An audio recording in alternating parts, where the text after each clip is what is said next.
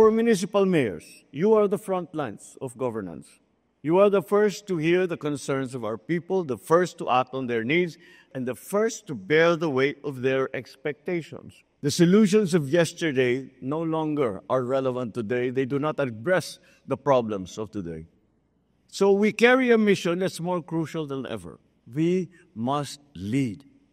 And we must lead with integrity, serve with competence, and govern with a vision that extends beyond our terms in office. Kaya tumaasa akong magsisikap tayong lahat na maging bagong Pilipino, isang mamamayang inuna ang bayan bago ang sarili, kumikilos para sa kapwa at naniniwala sa kakayahan na ating itataguyod ang ating kinabukasan.